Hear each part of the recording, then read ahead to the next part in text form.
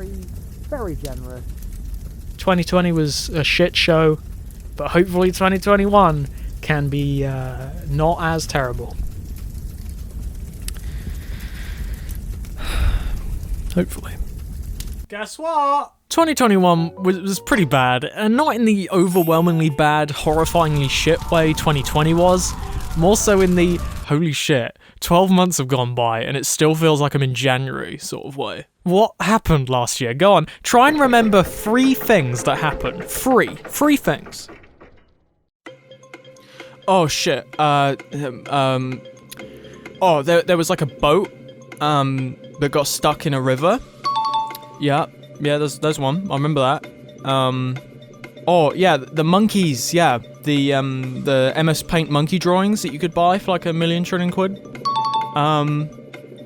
Shit. Oh no, I know. The Martin Luther King Fortnite map. Yes. Yes.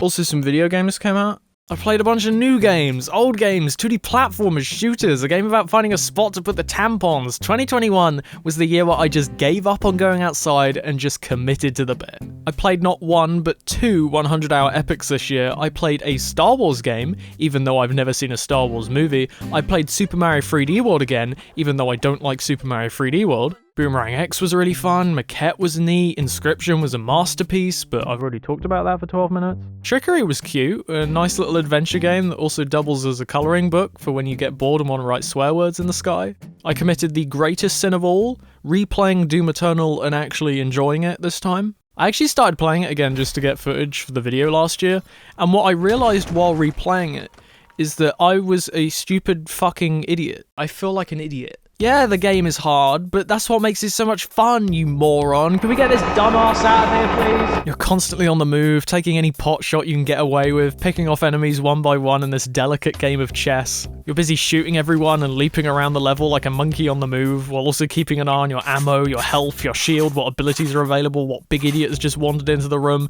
It can be exhausting, but once it clicks, it fucking clicks.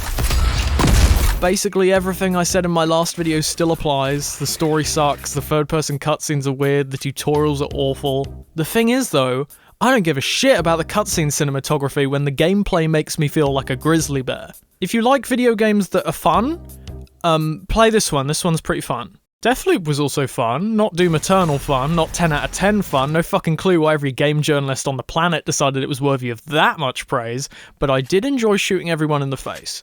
So, Arcane have always been great at building these incredibly dense and interactive sandboxes, and that's exactly what makes Deathloop so much fun to mess around with. You can creep across the rooftops, scouting out the area, picking off enemies from a distance, or you can say fuck it and go in guns blazing, lob one of these and go bang. You can drop a guy in a mincing machine, skip the entire mission if you want, kick a guy off a rooftop. I don't know, you do you, bro. It's got all the inventiveness of a modern Hitman, but unlike Hitman, it's got more character than a piece of drywall. It's designed in a way to force you to experiment, to look at the tools you've been given and come up with the most creative way to murder a bunch of people, over and over and over again. The only problem is that everything else kind of sucks. The invasion mechanic sounds cool on paper, and in practice it can be awesome, when you're up against someone who doesn't just sit on a rooftop with a sniper rifle for the entire match. The story can sometimes be good, and sometimes make me feel like I'm in a Ubisoft E3 demo. And the structure is frustratingly static. There's only one solution, and to work out that solution you have to follow the quest log to a T, which is boring and dull and the exact opposite of what I want to be doing with my time. It's a game of two halves, one of the most satisfying and aesthetically inventive shooters ever created, and just white noise. Speaking of white noise, me discussing my thoughts on Psychonauts 2.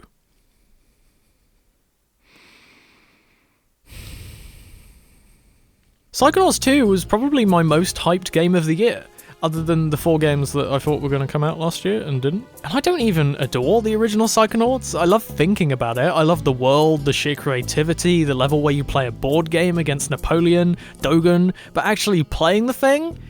Yeah, no, I'm alright, man. Just the clunky adventure game stuff, and the crude platforming, and the signature 2005 grease.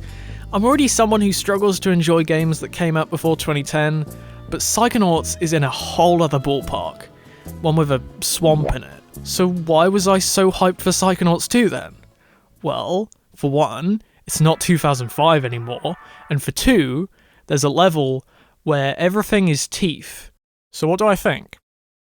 Well, yeah, you know, it's alright. It's actually fun to play, and the platforming is great, and the art direction is fucking gorgeous, and it's still as endlessly creative as it was before. No Dogen, though, knocking half a star for that. Here's a level where you ride a bowling ball around a shoe. Here's a level in a casino-themed hospital. Here's a level where you go on a drug trip with an eyeball played by Jack Black. There's so much creativity on display that at some point you wonder if they're gonna run out of ideas, but they keep piling them on one after the other, each just as inventive as the last.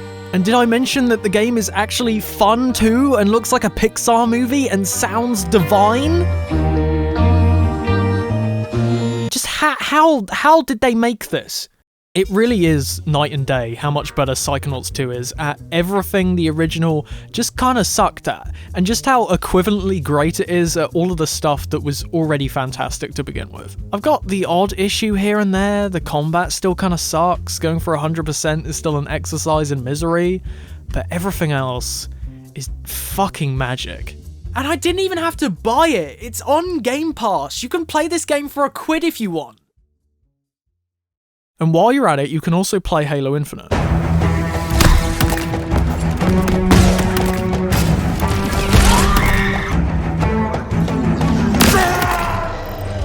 Unlike Psychonauts 2, which I had every faith in being good, Halo Infinite, I had no faith in. And I'm not even one of the people who hated the E3 demo. I liked the E3 demo, even though, you know, not great. It's just, every time I heard anything about this game at all, it just kept looking more and more sour by the minute. Oh, you delayed it? Alright, that's fine. Oh, the director left? Oh. Wait, he was the second director? well, at least it's E3 again. Wait, no more single-player gameplay? Why aren't you giving a date? Wait, no Forge or co-op? What have you been doing in the past year? Free to play? Oh no. This game was looking like a complete train wreck, and I was very excited for the inevitable shitstorm that would follow. But then I played the multiplayer beta, and I actually had fun. Then I played the next one, and I had even more fun. Then the game actually came out. This is the most fun Halo game. I don't care what anyone says, every part of the sandbox has been custom made for me to demolish in the most entertaining ways imaginable. You run in and shoot some guys in the head, zip into cover, nick this guy's car, shoot everyone, drive it off a cliff, zip back up, grab one of these things, lob it to some innocent grunt on his coffee break, then go and order a tank off of Amazon, come back with a full squad and make an entire species of intelligent ape people extinct in an afternoon. It's fucking fun, alright? Yeah, there are a ton of problems with Halo Infinite. It's blatantly clear at every possible moment that this is a game that had 3 different directors, but while playing it, I don't really care. Do I wish that they scrapped the open world and just went back to linear missions? Yeah. Do I wish that the environmental variety consisted of anything more than trees and blue corridors? Yeah. Do I wish that the story was more compelling than Master Chief is sad because his girlfriend left him, also a big monkey is here? Yes. This is no genre-defining masterpiece, this is no Halo 3, but it is, finally, Halo. With a grappling hook. Just a human after all! What else have we got? Nintendo, my old pal, my old chum, what have you been cooking up? Oh, another Wii U port? For me? 3D World is boring.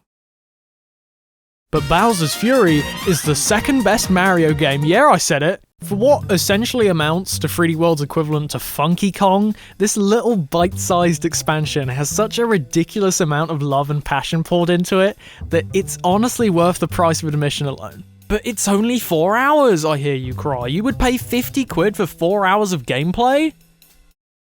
Yeah, This huge open world is basically just a massive theme park, but instead of Splash Mountain and Pirates of the Caribbean, you got a bunch of mini Mario levels. You've got this one where you go down a big ski slalom on an ice skate, this one where you get to bop a bunch of big idiots into a pit, this one where you slowly climb up this huge tower while an orchestra plays the best winter theme ever composed. And you got a bunch of little challenges that fill in all the gaps, time trials, enemy gauntlets, a cat that asks you to find her lost son. It's like a treasure trove of platformers. Everywhere you look, there's something new to do. Even moving between the islands is fun. Every time you hop on Plessy, this huge big band pops out of the bushes and starts jamming while you sail across the high seas at 80 miles per hour. The Bowser's Fury mechanic, ironically, is the one thing that kinda sucks, especially once you're getting towards the end and he keeps showing up just to have a fit for a minute and leave. However, his inclusion does allow for epic anime titan battles where you get to lob pillars at his face. So maybe best feature? I don't know. In conclusion, Bowser's Fury is a borderline masterpiece, a must-play, a testament to how good 3D Mario can be, and maybe sort of worth £50. Alright, next! Resident Evil Village made me shit myself.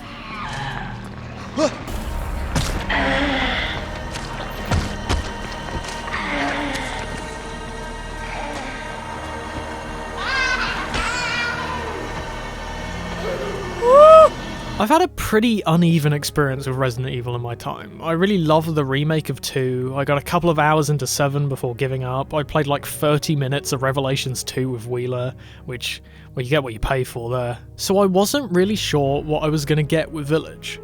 Thankfully, what I got was the best one.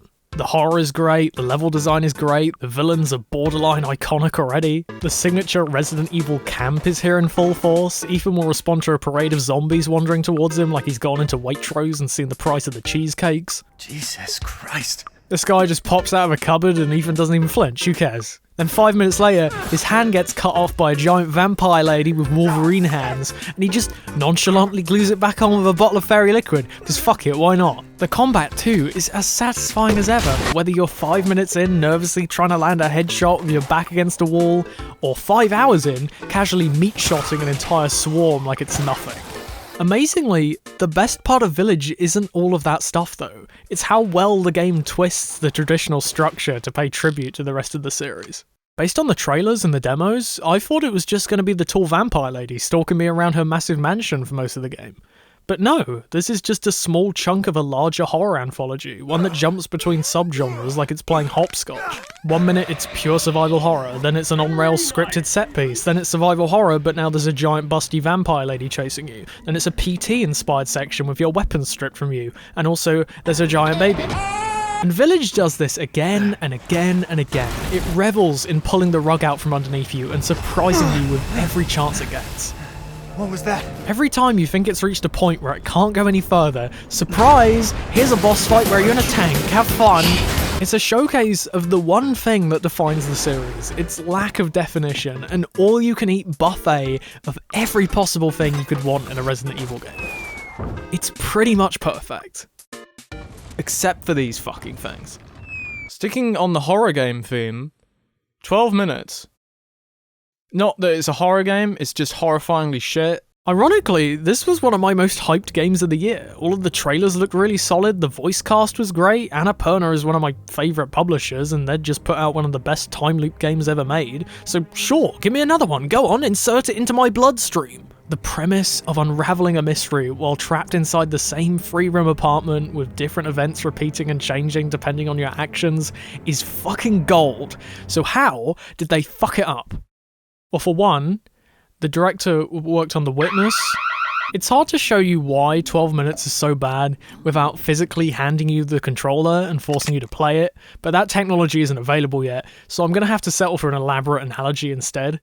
So, it's like watching paint dry, but every 10 minutes someone walks up to you and smashes a folding chair over your head.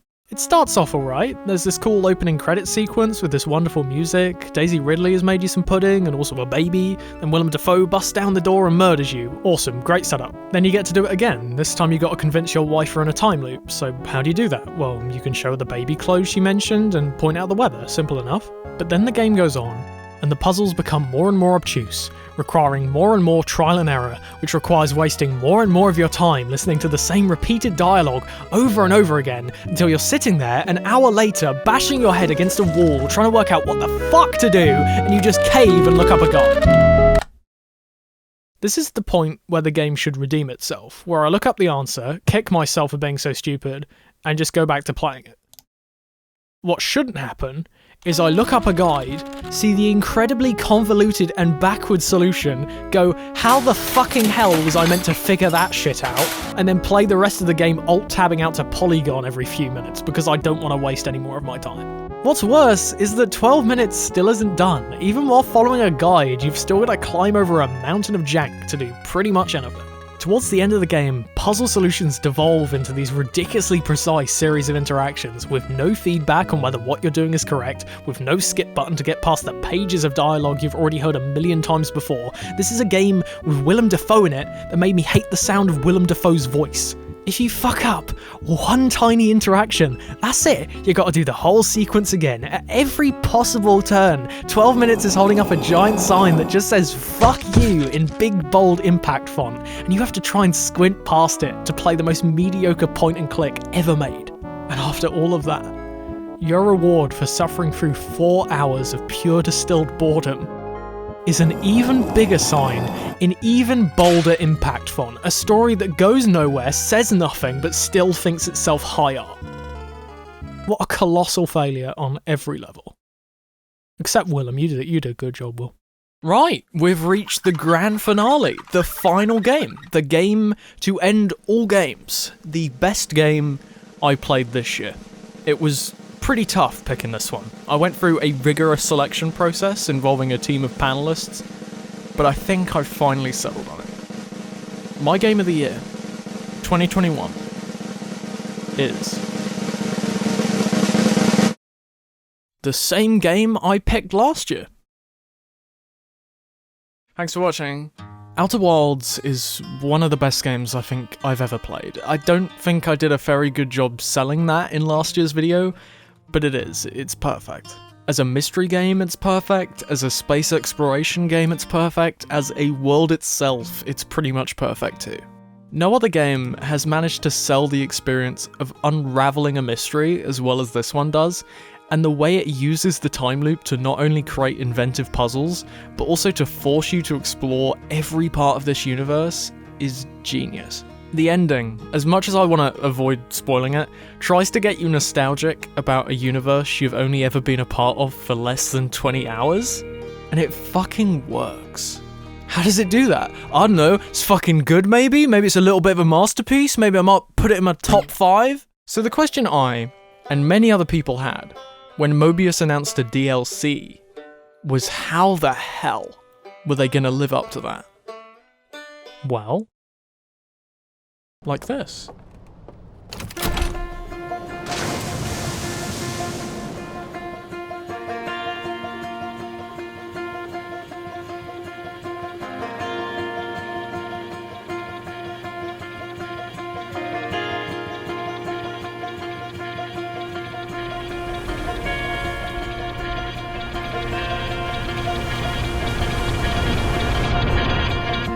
Echoes of the Eye is definitely more uneven than the original, but the fact it manages to even hold a candle to the level of scope and detail that was present in the first, while still managing to subvert and challenge the player's expectations every step of the way, is nothing short of mesmerizing. Every time you think you've found your footing, the game pulls back another layer, and then another, and then another, and yet it never feels like it's stretching itself too thin. It always feels like there's another layer to unpack, and another rabbit hole to dive down. I can't call it perfect, because it isn't, but it's as close to perfect as I could have hoped for.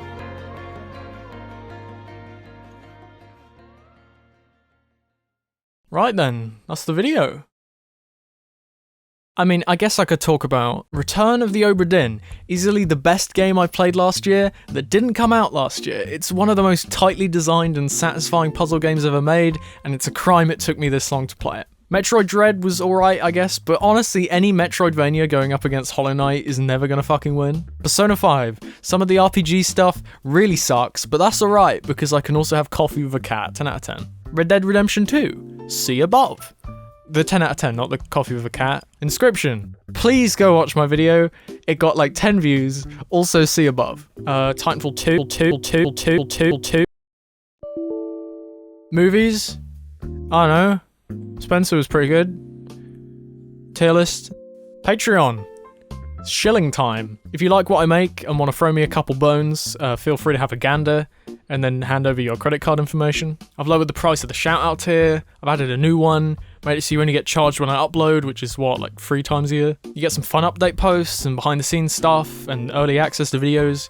Give it a look if you enjoy funding teeth-themed music videos. This video. Sorry it took so long.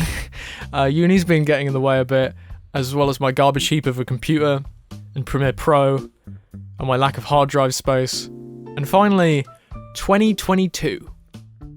It will be really, really, really, really good. That's a promise.